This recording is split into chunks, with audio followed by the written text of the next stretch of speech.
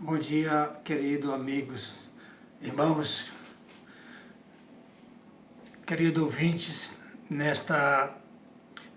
Nesse dia eu quero falar um pouquinho sobre você, falar um pouquinho para você, sobre você e para você. Como está a sua vida financeira? A palavra de Deus, ela nos dá orientação clara de como devemos construir os pilares de nossa vida financeira.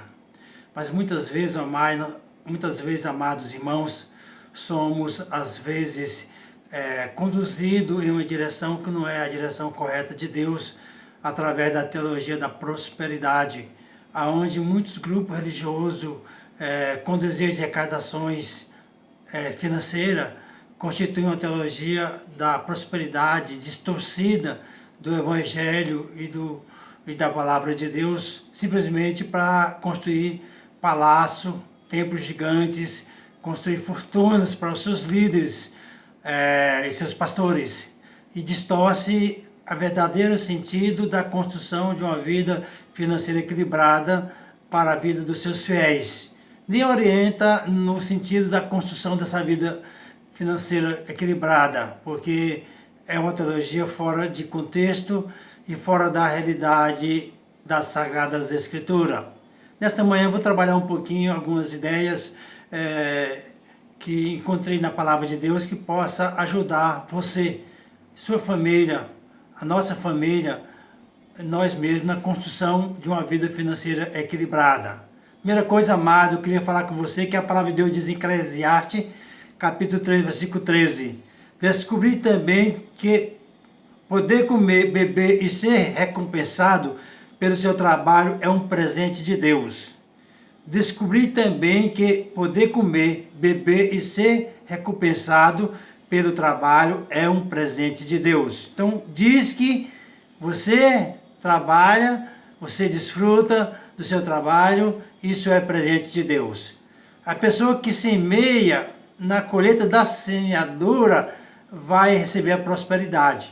Aquele que come a semente e não semeia, não vai ter a prosperidade. Então, por isso é importante, o semear é o trabalho, o poder do trabalho, o poder comer, beber e ser recompensado pelo seu trabalho é um presente de Deus. Uma vida financeira bem equilibrada, organizada também é importante para o dia a dia, principalmente para saber diferenciar os gastos importantes dos supérfluos. Você está enfrentando um problema financeiro? Fatura que você não consegue pagar? Cheque que você não pode cobrir? Necessidades que você não tem dinheiro para suprir? Vergonha e frustração, excesso de trabalho, tensão, problema financeiro são excessivamente preocupantes e conduz a muitos pecados, descontentamento, ingratidão, ira, desonestidade, impaciência, ansiedade e negligência das responsabilidades espirituais. Muitas vezes, amado, por você ter uma vida financeira desorganizada, você tem uma negligência da sua vida espiritual. Então, isso é uma cadeia de acontecimento que afasta você de uma dependência maior de Deus. Quero apresentar alguns princípios que poderá ser importante na construção de um pilar financeiro equilibrado. Princípios bíblicos para uma vida financeira. Primeiro, as finanças não são a principal coisa de sua vida. A finança não é a principal coisa da sua vida. Sua busca por prosperidade financeira, você perde o seu temor por Deus e enche-se de ansiedade e inquietação.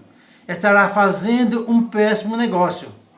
Essa riqueza estará roubando sua vida com Deus e a paz do seu coração. Então, nos princípios bíblicos para a vida financeira, devemos descartar aquelas coisas que não devem ser prioritárias, né? E as finanças não são a principal coisa de sua vida. Melhor ter pouco com temor do Senhor do que grande riqueza com inquietação. Se fosse a principal coisa da sua vida, não tinha essa orientação. É o melhor ter pouco com temor do Senhor do que grande riqueza com inquietação. Provérbio 15, 16. Nenhuma riqueza desonesta compensa. Não pense que estando falando de algo incomum. Não são poucos aqueles que seguiram por determinados caminhos, conquistando prosperidade à custa da honestidade. É melhor ter pouco com retidão do que muito com injustiça. Então, a riqueza desonesta não compensa. Não compensa. Gera culpa, gera muitos problemas para a vida daquele que adquire. Por isso que o provérbio está dizendo, é melhor ter pouco com retidão do que muito com injustiça. Provérbio 16, 8. A riqueza que reduz a contenda não é boa. A riqueza que produz a contenda não é boa. O trabalho desmentido em busca da riqueza gera conflito, guerra, divisões, briga no seio da família. Não há um equilíbrio entre trabalho e família. Muitos lares e casais unidos na dificuldade financeira tornam-se divididos, rancorosos nas prosperidades. Isso não vem de Deus. Melhor é um pedaço de pão seco com paz e tranquilidade do que uma casa onde há banquetes e muitas brigas. Então a riqueza que produz contenda não é boa. Riqueza que produz contenda não é boa. Melhor é um pedaço de pão seco com paz e tranquilidade do que uma casa onde há banquete e muitas brigas. Provérbio 17, 1. Acreditar que o dinheiro é mau. Muitas vezes, amado, nessa teologia da prosperidade, coloca a ideia, muitas vezes, que o dinheiro é mau, mas os grandes grupos religiosos estimulam as pessoas a doar grandes quantidades para eles. Se o dinheiro é mau, por que eles querem ter o dinheiro? Então, a definição que eu tenho a respeito disso é ser bom ou mal, não está na questão do dinheiro em si mesmo. 1 Timóteo 6,10 diz assim, porque o amor ao dinheiro é a raiz de toda espécie de maldade. E nessa cobiça alguns se desviaram da fé e se transpassaram a si mesmo com muitas dores. Então, olha, amado, não é o dinheiro em si, o objeto, mas é o amor que você coloca ao dinheiro. É como você lida com o dinheiro que pode gerar o problema. Não é colocar o crédito dizendo que o dinheiro é mau em si mesmo. Não. É como você trabalha com o dinheiro que faz a diferença. Então, é importante tratar o dinheiro com o seu valor. Nós necessitamos dele para a manutenção da nossa vida, mas ele deve vir através do trabalho honroso de cada um. E não vir de forma pecaminosa, fora dos padrões da palavra de Deus. Segunda coisa, tratar o trabalho como um castigo. Quando ainda estávamos com vocês, nós ordenamos isto. Se alguém, qualquer um quiser, se alguém não quiser trabalhar, também não come, diz Paulo em 2 Timóteo 3,10. Quando ainda estávamos com vocês, nós ordenamos isto. Se alguém não quiser trabalhar, também não coma. É interessante, amado, que é uma regra para ganhar riqueza. Você precisa trabalhar, produzir, vender o seu dia de trabalho, vender seu minuto de trabalho, tudo tem um valor. Alguém quer comprar o seu trabalho, a sua capacidade de produção. Então, se alguém não trabalha, e come nas custas do outro, significa que ele está explorando aquela pessoa que o sustenta. Foi assim que Deus criou o trabalho. E o desejo dele é que você tenha prazer em suas atividades. Então, trabalhe com prazer. Não conhecer a fonte do dinheiro é um problema. Mas quando você conhece a fonte do dinheiro, vem do meu fruto, do meu trabalho. Eu trabalho, recebo a minha remuneração pelo tempo de trabalho. Isso faz com que a prosperidade chegue na minha casa. Diz a palavra de Deus o seguinte, em Deuteronômio 8:18. Antes te lembrarás do Senhor teu Deus, porque Ele é que dá força para adquirir riqueza, a fim de confirmar o seu pacto que jurou aos teus pais, como hoje se vê. Antes lembrarás do Senhor teu Deus, porque é Ele que te dá força para adquirir riqueza, a fim de confirmar o seu pacto, que jurou a teus pais, como hoje se vê. Então, antes de tudo, vamos lembrar que Deus que nos sustenta, Deus que cuida de nós, Deus que nos dá força para trabalhar, Deus que nos ajuda a encontrar o trabalho, é Ele que ajuda a conquistar a riqueza através do trabalho, é Ele que confirma a nossa aliança com Ele. Ao entender que tudo vem de Deus, passamos para um novo patamar de vida. Percebemos que a fonte de nosso dinheiro não é o nosso trabalho ou o nosso rendimento. São apenas canais que a fonte que Deus usa para deixar ao nosso cuidado como administrador daquilo que Deus nos dá. Então, o trabalho é uma fonte do dinheiro que Deus nos dá e é um instrumento de Deus para que possamos saber que todas as coisas vêm do Senhor e é para o Senhor que fazemos todas as coisas. Os crentes não estão isentos de ganhar a sua própria vida. Não podemos esperar o sustento de Deus assentado de braços cruzados, dizendo preguiçosamente, meu Pai Celeste proverá. Deus também nos supre, mas precisamos cooperar com o nosso trabalho.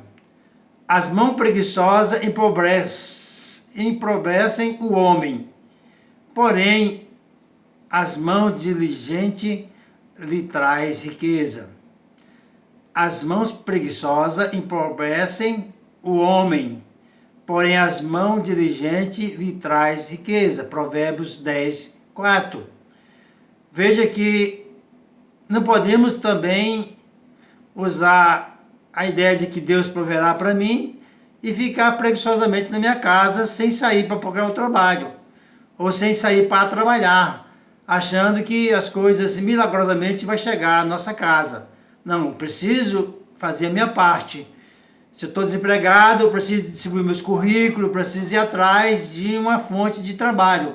Pedir a Deus que oriente tanto o meu empregador como a mim mesmo, para poder encontrar um trabalho que eu sinta feliz em trabalhando, que eu sinto prazer trabalhando, que eu possa servir a Deus nesse trabalho, que eu possa ser o instrumento de Deus na comunicação da palavra de Deus nesse trabalho. Então é muito importante, amados e queridos ouvintes, essa disposição. Os crentes não estão isentos da responsabilidade com os outros. Se Deus promete alimentar seus filhos, por que há tanta gente subnutrida e mal vestida? A razão mais óbvia deste grave problema não é a falta de provisão divina, mas uma injusta distribuição por parte do homem. A verdade é que Deus fornece os recursos amplos na terra e no mar, mas o homem desperdiça e estraga esse recurso e não os distribui. Muitas vezes está o egoísmo do homem de ajuntar para si mesmo. Muitas vezes está a negligência das autoridades do Estado, que deveria fazer uma distribuição social dos bens que tem. E por isso leva a muita injustiça social, que precisa ser reparada com o coração de amor cooperação de todos nós. Os crentes não estão isentos de dificuldade. Estar livre de preocupação, estar livre de dificuldade não é a mesma coisa.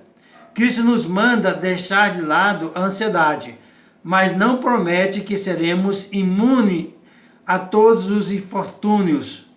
Deus nos alimenta, Ele não nos isenta das aflições e os apertos, inclusive financeiro. Entretanto, desabores, tristeza, angústia, perigo, todas essas coisas cooperam para o bem daqueles que amam a Deus. Então, tudo é instrumento de Deus para nos fortificar, fazer a gente mais seguro, mais confiante para dar o passo em frente. Então, qual deve ser a segurança dos crentes para não ter uma vida de ansiedade?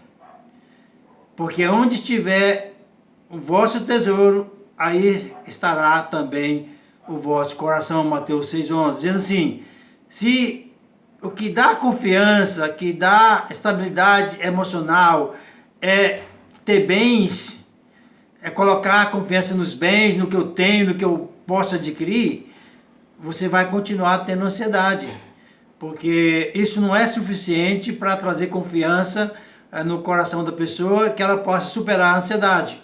Jesus está dizendo que todos os homens buscam alguma coisa, pela qual vive, alguma coisa sobre a qual coloca o coração e a mente. O melhor é ter o pouco com o temor do Senhor, do que grande riqueza com inquietação. Provérbio 15:16. Então vamos colocar a nossa inquietação, as nossas dúvidas, a nossa ansiedade, tudo aos pés do Senhor. E usar o pouco que temos com temor do Senhor, do que buscar coisas com inquietação do coração, nos afastando de um relacionamento de intimidade com Deus, nos afastando da comunidade que nós participamos, da igreja que frequentamos. Muitas pessoas hoje afirmam o amor a Cristo. Alguns dizem ser capaz de dar 2 vidas em favor do testemunho que presta a Deus a respeito de Jesus Cristo. Jesus de forma alguma negociou ou desprezou a necessidade do corpo. Ele ensinou a orar pão nosso de cada dia nos dá hoje. Mas hoje o mundo está adotando o conceito reducionista, degradando o homem ao nível dos animais. Parece que o bem-estar físico é o único e o último objetivo da vida. Procurar colocar tudo debaixo do governo e do controle de Deus é uma forma segura para estabilidade financeira e estabilidade emocional. Procurar colocar tudo debaixo do governo e do controle de Cristo. O lar, o casamento, a família, a vida profissional, os bens. Colocar tudo isso debaixo do controle e do governo de Deus. E acreditar que Deus tem o melhor para cada um de nós.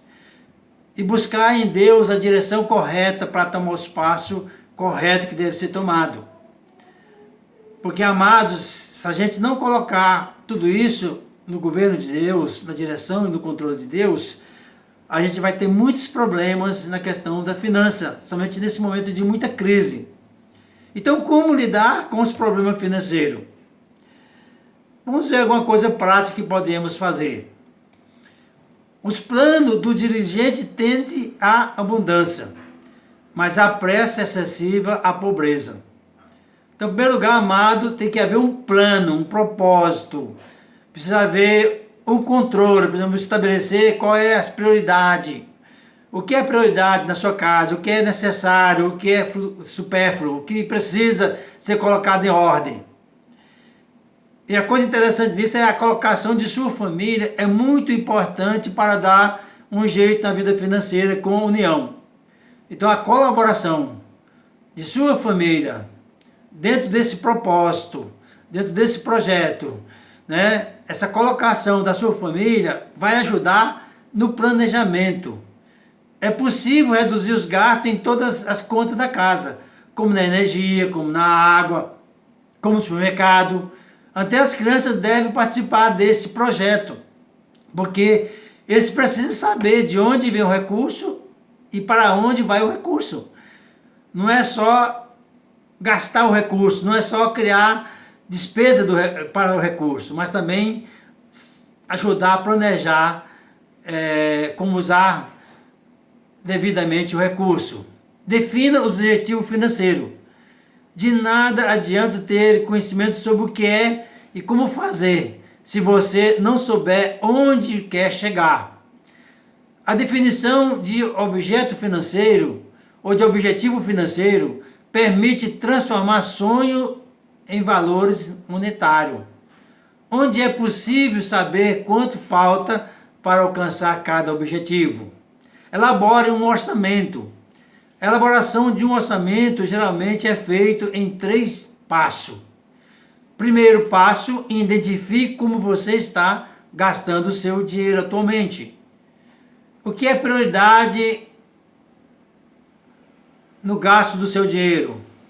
Segundo, avalie os seus gastos atuais e defina metas de despesa de que levem em conta os seus objetivos financeiros a longo prazo.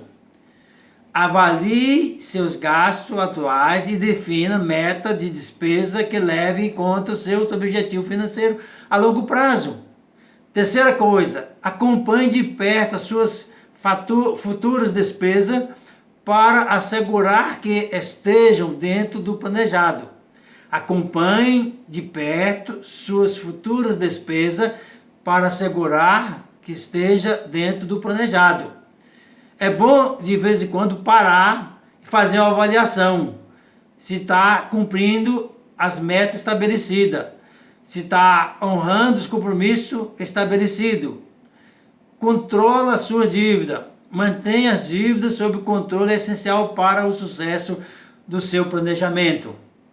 É importante ter consciência de que existe dívida boa, financiamento de casa, etc., de dívida ruim, dívida com cartão de crédito, cheque especial.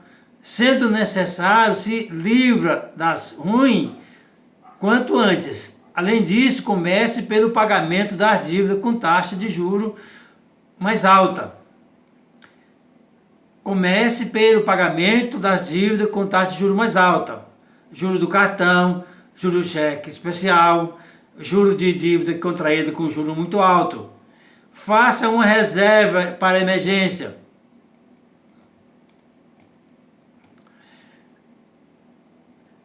O objetivo de montar um fundo para emergência é justamente se preparar para a emergência financeira, como um problema de saúde, o conserto do automóvel, na residência, até mesmo com a perca do emprego. É importante ter tranquilidade financeira em momentos como esse. É um fundo de emergência garante isso. José do Egito recebeu aquela revelação de Deus dos 7 anos de prosperidade, seguindo por 7 anos de escassez, vivido no Egito. A solução dada por Deus neste tempo foi poupar 20% de tudo que se produzia para, quando a seca chegar, houvesse recurso para a manutenção do mesmo padrão de vida que havia antes da seca. Então é muito importante, amado, que você aperte o seu orçamento, mas mensalmente separa uma parte desse orçamento e faça uma poupança emergencial, seja de 10%, seja de 5%, mas coloca isso em mente e no coração. De todo bem que você recebe, separa uma parte para uma poupança emergencial. A gente passa por pandemia, a gente passa por doença, a gente passa por dificuldades, a gente passa por problemas, e quando você tem um fundo emergencial, você pode, nesse momento de dificuldade, usar desse fundo emergencial e superar com mais facilidade a tensão financeira daquele momento, ou a dificuldade financeira daquele momento. Abra o seu coração para Deus, peça a Deus que te ajude, não gaste no supérfluo na hora de dificuldade, faça uma lista de prioridade. O que eu devo pagar? Qual é o mais importante? E não esquece, amado, de que tudo vem do Senhor. É o Senhor que te dá, é o Senhor que te abençoa, é o Senhor que te ajuda a gerir, a administrar os seus bens. Então, por isso é muito importante também separar parte do Senhor. Aquilo que você vai ofertar para o trabalho do Senhor, com espírito de gratidão, com espírito de alegria, com espírito de que está ajudando a pregar o reino de Deus, ajudando a construir vidas através daquilo que Deus tem te dado. E assim será multiplicado a sua semente e a sua sementeira não faltará fruto. Nas suas vindas vai haver sempre mudança. Que Deus vos abençoe, que Deus nos guarde, que Deus nos guia, que esse período de pandemia que estamos vivendo possamos superar e sair daqui vitorioso. É muito importante o fundo emergencial que o Estado está fornecendo por 5 meses. Eu disse na primeira palestra que eu fiz a vocês, amados e queridos irmãos, na abertura do meu canal, de que o governo ia oferecer 3 meses, porque a pandemia seria mais do que isso. Agora ele está oferecendo mais 2, 5 meses, para que as famílias consigam se manter dentro do padrão de honestidade, do padrão de vida correta. Deus está usando, nesse momento, o servo deles para suprir. É o povo de Deus trazendo alimento para sua casa. Usa bem esse alimento, não desperdice, em nome do Senhor. Que o Senhor os guarde e abençoe. Fique em paz. Guarde a paz do Senhor no seu coração, na sua casa, na sua família. Eu estou guardando e buscando guardar a paz do Senhor na minha vida, no meu coração e na minha família. Em nome de Jesus. Amém. Que Deus abençoe a sua vida neste dia. Amém e amém.